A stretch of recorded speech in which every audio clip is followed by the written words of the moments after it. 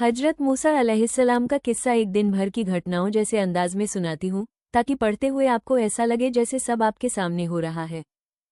मिस्र की धरती पर फिरौन नाम का बादशाह राज कर रहा था।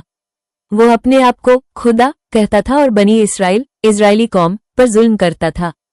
एक रात फिरौन ने सपना देखा कि एक इस्राएली बच्चा बड़ा होकर उसका तख्त पलट देगा। उसने हुक्म दिया कि इस्राएलियों के हर नवजात लड़के को मार दिया जाए। इसी दौरान अल्लाह के हुक्म से मूसा अलैहिस्सलाम का जन्म हुआ।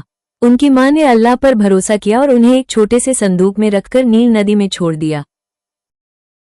संदूक बहते बहते फिरौन के महल के पास पहुंचा। फिरौन की बीवी आसिया, जो नेक और अल्लाह की इबादत करने वाली थी, ने उन्हें देखा और कहा, इसे मारो मत, ये हमारी आंखों की ठंडक बनेगा। मूसा वहीं महल में पले बढ़े, लेकिन उन्हें दूध किसी का नहीं रास आ रहा था। अल्लाह के हुक्म से उनकी असली मां को ही दूध पिलाने के लिए बुलाया गया। इस तरह मां बेटे फिर मिल गए। जब मूसा बड़े हुए, अल्लाह ने उन्हें पैगंबर बनाया और फिरौन के पास भेजा ताकि वो लोगों को एक अल्लाह की इबादत करने के लिए कहें। अल्लाह ने उन्हें चमत्कार दिए, लाठी का अजूबा जो जमीन पर डालने से अजगर बन जाती थी, रोशन हाथ जो आस्तीन से निकालने पर तेज रोशनी देता था। लेकिन फिरौन अहंकार में भरकर बोला, मैं सबसे बड़ा खुदा हूं, और उसने मूसा की बात ठुकरा दी।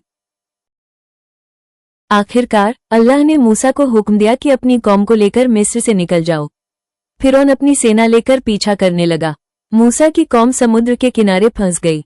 मूसा ने अल्लाह के हुक्म से लाठी मारी और समुद्र दो हिस्सों में बढ़ गया। दोनों तरफ पानी दीवार की तरह खड़ा था, बीच में सूखी जमीन बन गई। बनी इस्राएल सुरक्षित पार हो गए, और जब फिरौन और उसकी सेना ने पीछा किया तो पानी वापस मिल गया और वे डूब गए। ये किस्सा हमें सिखाता है कि अल्लाह पर भरोसा और सब्र रखने से असंभव भी मुमकिन हो जाता है, और अहंकार करने वाला चाहे कितना ताकतवर क्यों न हो, अल्लाह के सामने कुछ नहीं।